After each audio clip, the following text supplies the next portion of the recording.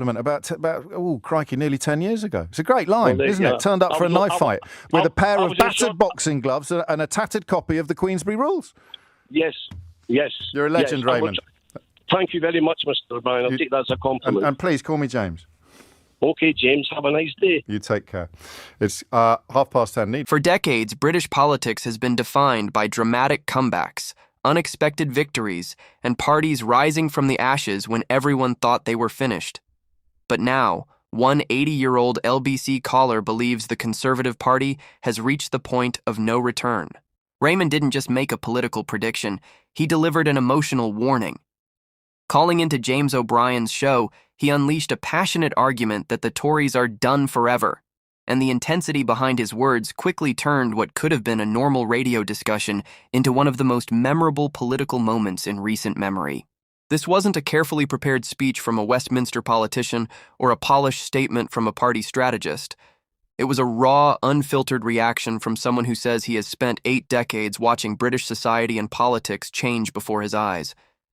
And as Raymond's frustration boiled over, James O'Brien found himself trying to balance 2 things at once, allowing a caller to express genuine anger while also keeping the conversation under control.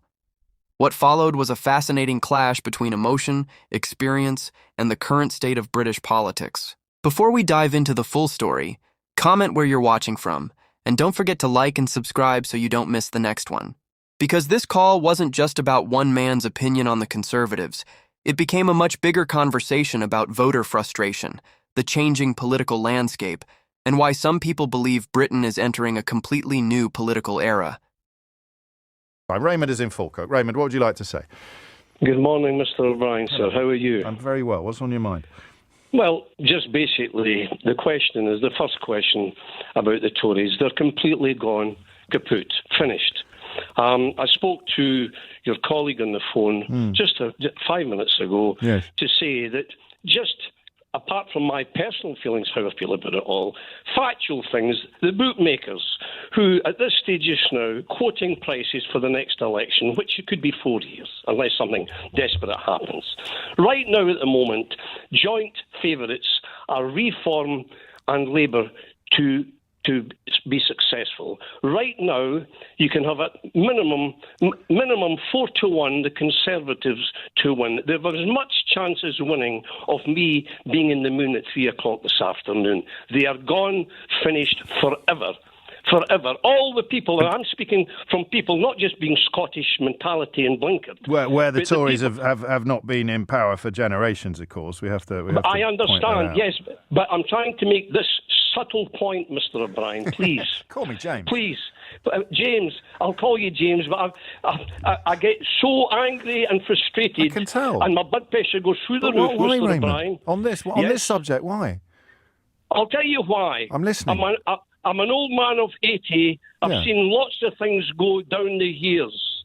And let's be honest about it. The state what we're in right now, society, I'm looking at it all.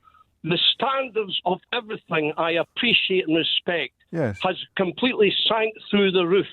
I'm looking at idiots that are supposedly, you've got your let's be honest about it. Take the Tories right now. In the United Kingdom, the thing that's waiting, that's looming on the horizon, is a poisonous guy called Nigel Farage with his Reform idiot. Have a look. Lee Anderson, Richard Tice, do me a favour. This is bonkers case. This is nonsense. I was hoping Mr. O'Brien, I'm trying to calm you down, but I don't think I can. I think I agree with you, actually. But I worry about your blood pressure. I'm not being patronising. Right, I am listening. Please. I am. If I go into a local Witherspoon's pub and they're all over the place, I can get an idiotic statement. Willie knows what he's talking about, and Farage is the guy, and Donald Trump. I am listening to, there's people, senior people in Carstairs, which is it's an institution for mentally deranged people. Be a bit careful. I mean, I do genuinely. I don't know if I can say calm down to you. That might make things worse. But there's two. I can't calm down. Well, you have Mr. to calm down, Mr. Raymond. Seriously, this is becoming a medical issue rather than a political one. Now you're telling me. I am. I might agree. I might agree with everything you say. Now you're telling me. I've got a wonderful sense of humour, but it's running short. Well, you and me both, Raymond. You and me both. So why have the Tories? Why. Yes, I'll wait. I'll be quiet for a while. I'll tell you why. Yes. Because they are completely shot. Let's just take this area. I'm not trying to make it Scotland, England, please, but just for a second. In Scotland, all we have up here. Look, I'm trying to be as quick as I can. And no, you fill your boots. Seriously, I'm not going to say goodbye to you until you feel that you've said all your bit. Your spleen is vented, Raymond. You could finish at 2:00 tomorrow. What I'm trying to say is, just for one example, up here we have Celtic Rangers and its religious thing. Yes. The majority of the Rangers supporters are Tories. Now the Tories are going nowhere, and the only place they can go, this is only one area, small area up here.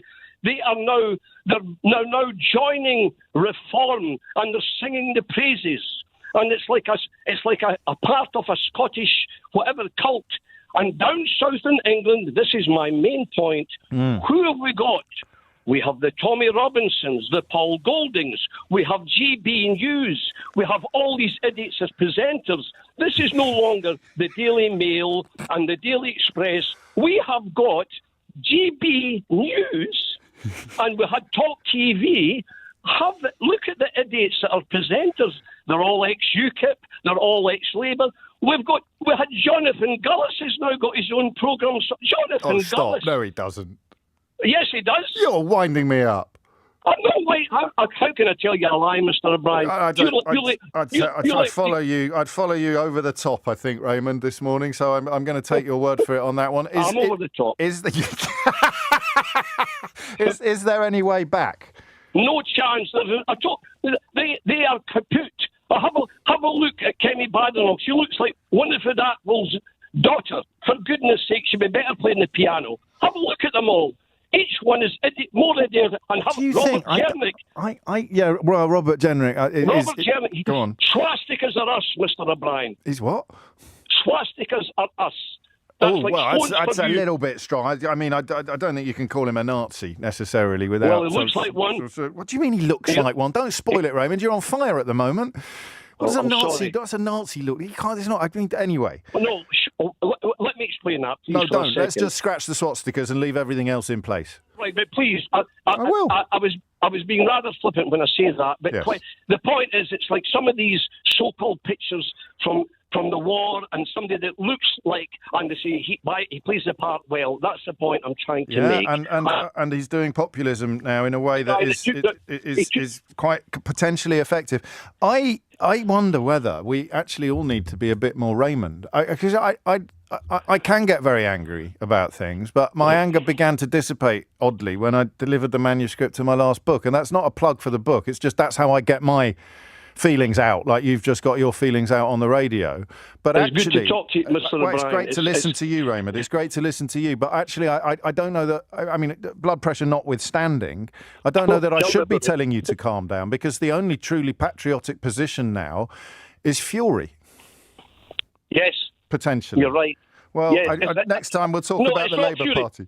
No, but please, could I just say one thing? It's not so much fury. I'll tell you what it is. What? We're using Marquis of Queensberry terms, boxing terms, to fight a gang. In a knife fight? Yes. I wrote that line. We're trying I wrote that line, Raymond. Okay, I'm sorry about that. No, it's great. It's got halfway. It's got all the way to Falkirk. I wrote it in the Times Literary Supplement about nearly 10 years ago. It's a great line, isn't it? Turned up for a knife fight with a pair of battered boxing gloves and a tattered copy of the Queensberry Rules. Yes. You're a legend, Raymond. Thank you very much, Mr. O'Brien. I'll take that as a compliment. And please call me James. Okay, James. Have a nice day. You take care. It's 10:30. For decades, British politics has been full of unexpected twists. Parties that looked finished have returned, leaders once written off have made comebacks, and political fortunes have changed almost overnight. But now, One 80-year-old LBC caller believes the Conservative Party has reached a moment from which there may be no recovery. Raymond wasn't simply sharing an opinion. He was expressing years of frustration built up over a lifetime of watching politics unfold. The moment he joined James O'Brien's show, it became clear this was not going to be an ordinary radio conversation. His message was direct. In his view, the Tories are finished, and the anger behind his words made the entire exchange impossible to ignore. What made the call so fascinating was that it wasn't coming from a political insider, a commentator, or a party spokesperson. It was coming from an ordinary voter who believes he has witnessed a major shift in British society and the way people view politics. As Raymond's emotions continued to rise, James O'Brien found himself walking a difficult line, giving space to a passionate caller while also trying to keep the conversation balanced. The result was a remarkable clash between raw emotion, political frustration, and decades of personal experience. And this moment raises a bigger question. Is Raymond simply expressing his own anger, or is he reflecting a much wider feeling among voters who believe the old political order is changing? Because this call was never just about one man's criticism of the Conservatives. It became a snapshot of a country where trust in traditional politics is being tested, where new movements are gaining attention, and where many people feel Britain is entering a completely different political chapter.